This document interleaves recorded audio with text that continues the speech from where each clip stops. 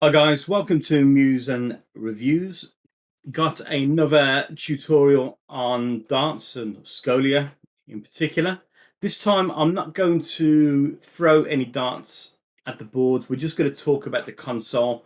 And what I'm going to do over the next few videos about Scolia is I'm just going to go into some individual components within the console and talk about those and how they work, etc.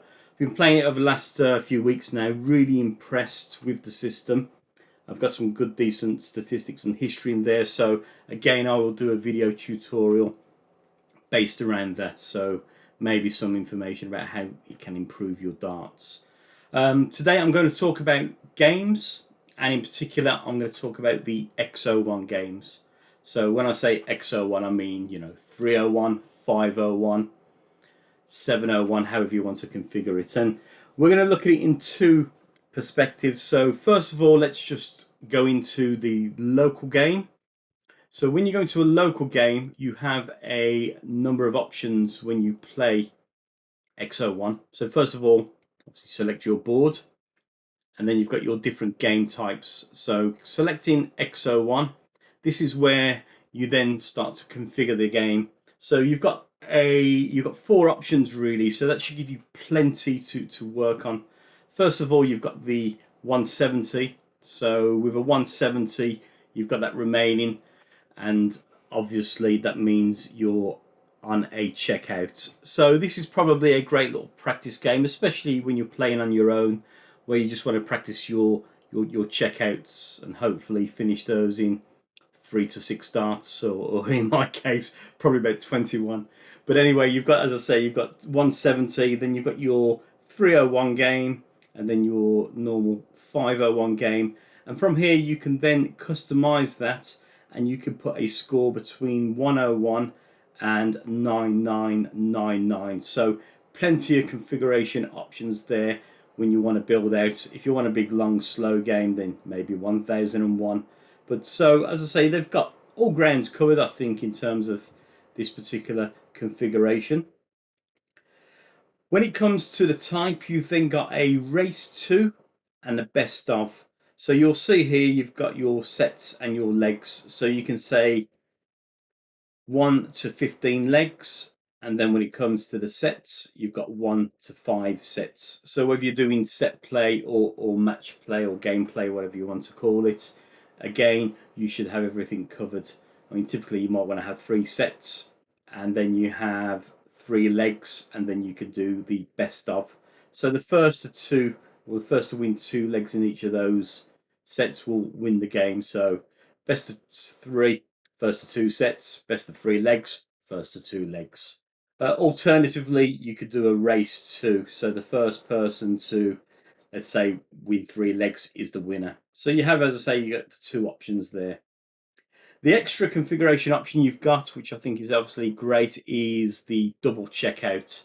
So again, if you're in the beginner phase like myself and my son, you may not want to go for the double checkout. You just may want to just get yourself familiar with the board, familiar with the game, and just try and build some high scores just to get down from whatever number to 0 as quickly as possible without thinking too much about the skill and the precise finish of a double checkout. So you can flick that off.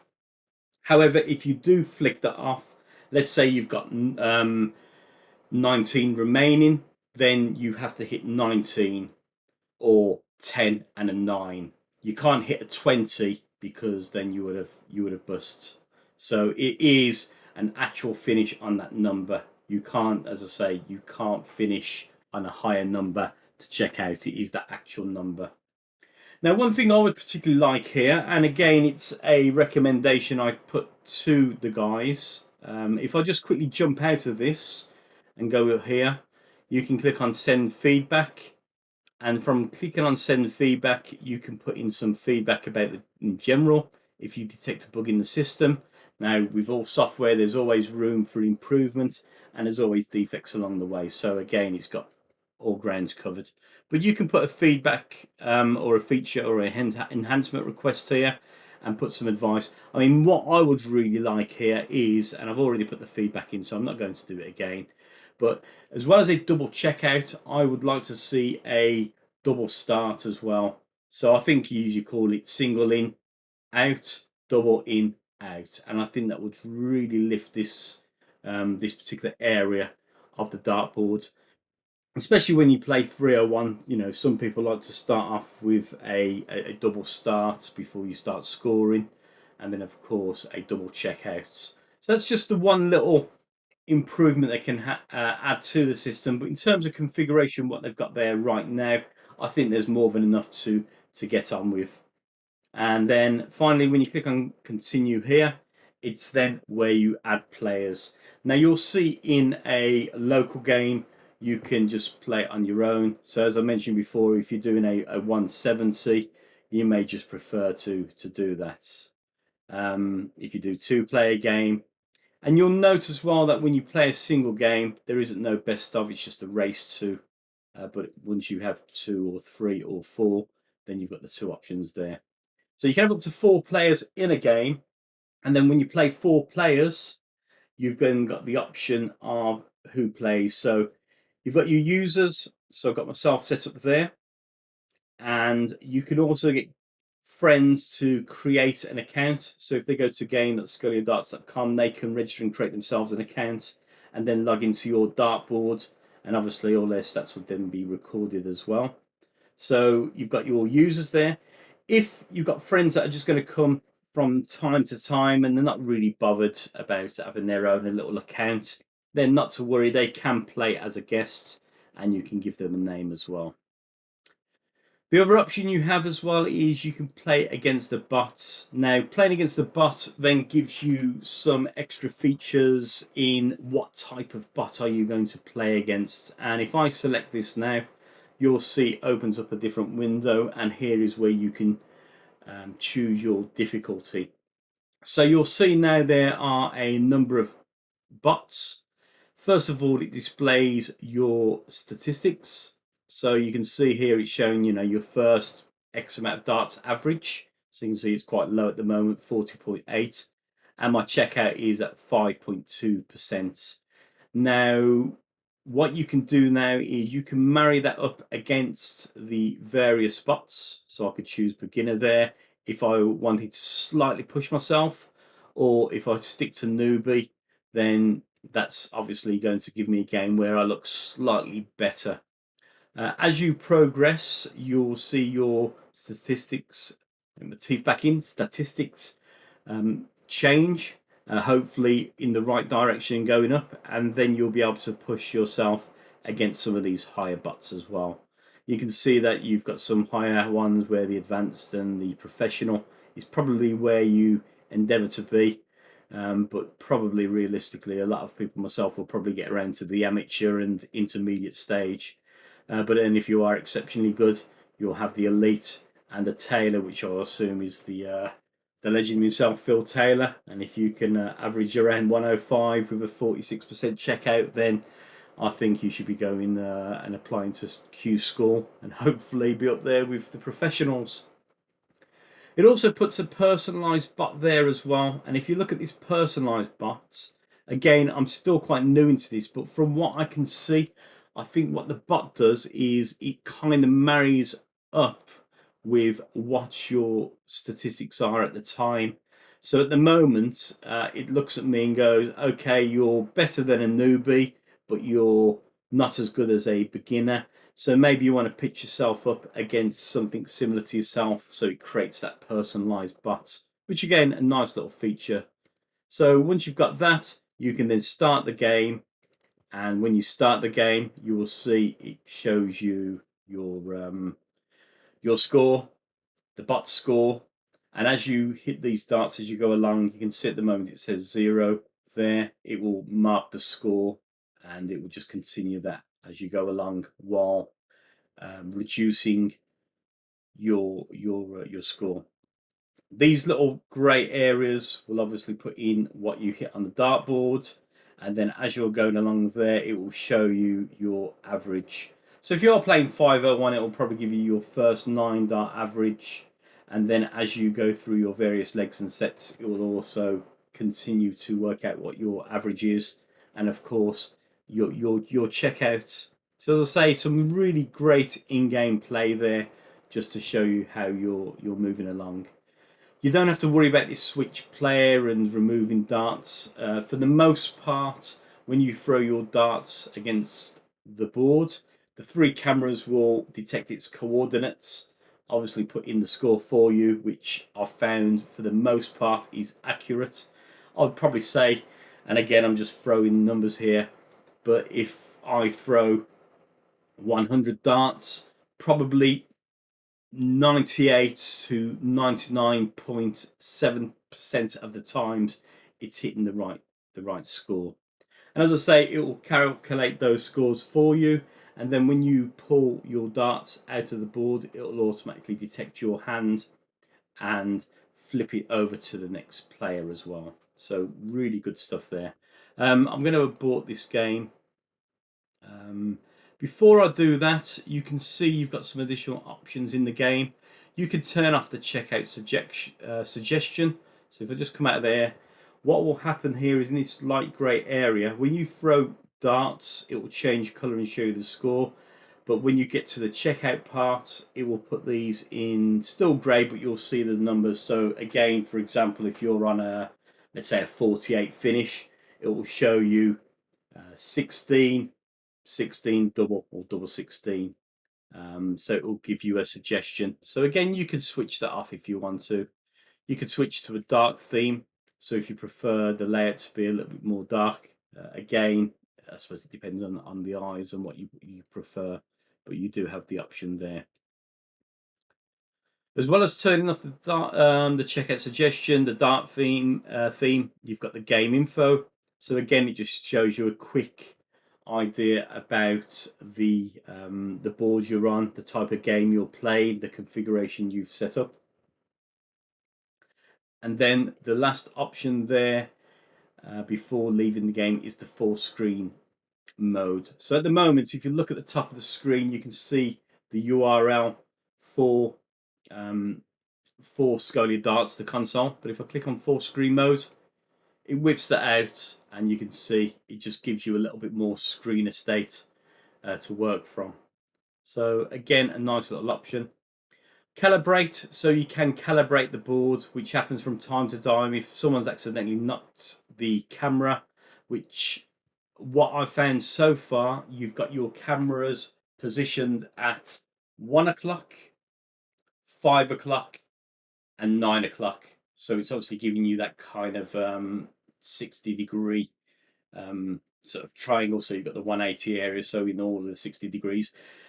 What I'm finding is the camera on the left hand side, so at 9 o'clock, and the camera at the top at 1 o'clock, typically don't get touched, but the one down the bottom at 5 o'clock, sometimes if you are right handed and you're pulling your darts out, I've noticed sometimes you can slightly knock that out. So you may have to calibrate the board, or if you do knock the camera, you'll just have to adjust it on the screen and then calibrate it just so you get the right scores coming again. Hasn't happened many times, but as I say, that is a possibility. You can turn off the voiceover as well. So you do have a nice little voiceover when you're playing the darts in X01 mode. So when you score 100, you'll hear 100. And again, when you come down to checkout, it will tell you how much you require. One of the strange things we've noticed that the system, while it's very good, it doesn't seem to be able to pronounce 8 very well. So when you have, I don't know, 58 remaining, it will say player 1 requires 58, but instead it will say player 1 requires 58. So we have a bit of a joke about 38 or 58 or whatever. So a bit of a strange one. Hopefully they may fix that over in time. But as I say, it doesn't really detract from the game ultimately. So that's just, as I say, you can mute the voiceover again if you wish. And then finally, when you want to come out the game, you just click on leave game, and you've got a choice. You can leave the game, but the rest of the people can continue playing if it's multiple player, or if you abort the game, then it's going to completely finish the game and everybody will see the summary page. And from here, you will see all of your various statistics during the game. So The top left box will show you your averages, your first 6 darts, your checkout rate, how many throws, how many have gone in the key ones, so 100 plus, 140 plus, and 180. And then the score history panel in the bottom left hand side, that will show you from 301 down to 0. So you will see if you're playing very well, it will drop quite dramatically. But if you're playing very bad, like I typically do, it'll go from 0 to maybe 50 darts, hopefully not. And then you will see the gradient will just come down very, very slowly. And each time you throw those 3 darts, you will get a little point. And if you click on those, it will show you what's remaining. So you'll see how much you scored on each of those particular throws. Again, I've asked for a request where you can drill into those, so it will hopefully show you what you've scored and show you those on the board individually. So it'd be quite nice. A little bit excessive maybe, but if you do like your data and your statistics and you feel that you'll benefit, hopefully those feature requests will be added into the system and hopefully help you with your game. One of the great things about this is whilst you've got the processor doing all of the work on your dartboard, this particular console is online. So as I suppose, as a cloud option, any development to this particular system, you don't have to worry about locally. It's all done up in the cloud, so it's hosted not locally within your environment, but at the URL where you browse to. So as this develops, you won't have to worry about it. Everything will be added on as you go along. So that's pretty good in my opinion. And finally, you've got the dartboard itself. So it shows you the heat map there. And as you play the game, however many sets and legs you play, and you can drill down on these individually as per set and leg, and you'll see exactly where you're throwing. So hopefully you will see it really, really red around here. And then as you sort of fade out, you'll sort of see a bit more yellow or less prominence. Typically what I'm seeing lately when I'm actually throwing fairly decent is I'm getting quite a lot of red around here. So it appears that when I'm throwing, I'm just going below the treble 20. So I probably just need to pitch it a bit more power maybe, or a bit more accuracy. But again, something I'll learn as I go along. And then the other thing you've got is the coordinates. So when you click on the coordinates, you'll get the actual blue signs where the dart landed as well. So you won't get no heat along there, but you'll see the individual throws that have came up on your board. When you start again, you can simply click on new game, and then here is where you choose obviously the configuration, and away you go. The other option you've got with X01 is then your online games. So when you go online, you go into this lobby.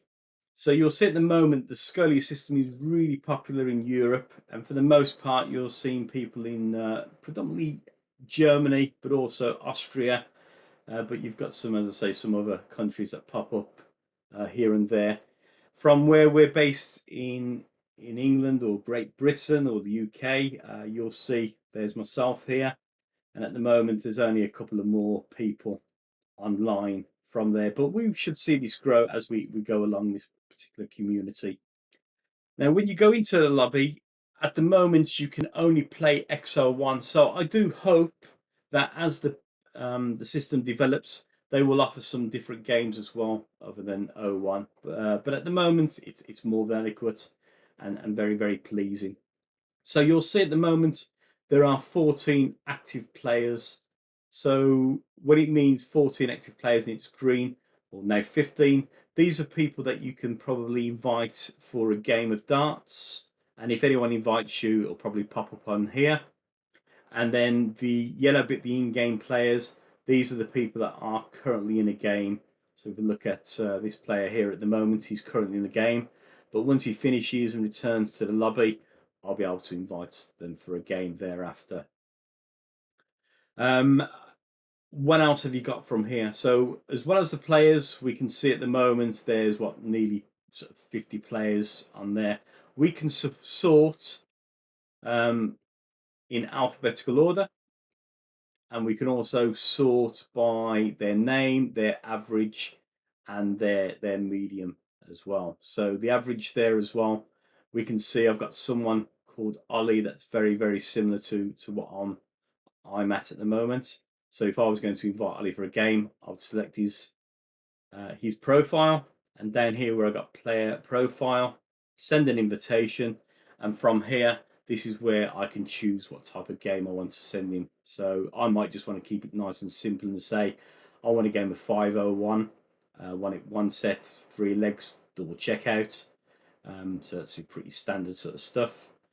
But again, if I wanted to keep it nice and quick, I might just reduce it down to a race to 2 legs. I don't want to check out by a double, and then I send him an invitation, and then we can have a game of darts. And you'll see the similar setup I showed you in a local game.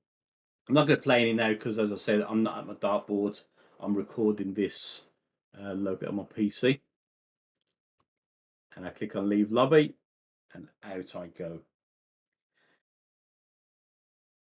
Right, so that's all I wanted to show you today in the Scolia console. I just wanted to show you the X01 games and the options you've got there. You've got your local games where you can play on your own just to practice.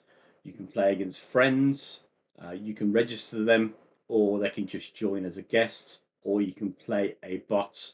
And as I said, many different configuration options from a beginner right to advanced, or there's one that's roughly around what you're playing currently according to these statistics. So as I say, some great configuration options there, and when you're ready you can play online with other people. At the moment there doesn't seem to be any costs to subscribe to that.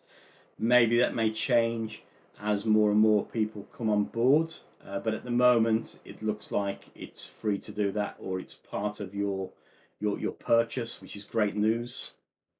So I will certainly be taking advantage of that once my darts play gets a little bit better. I hope that was quite good for you in terms of an X01 introduction. I've shown you some of them configuration options, and as I mentioned, I will go into some of these a bit more in the different games in some different videos. Before I sign out, I mentioned about the send feedback here as well. You do have the option here as well on the main board. So it says, got an idea or got any idea? Drop us a line here. You click on that, and again, that opens up the feedback window. So hopefully we will see some more stuff come on board in time. Thank you for watching, and I will see you on the next video.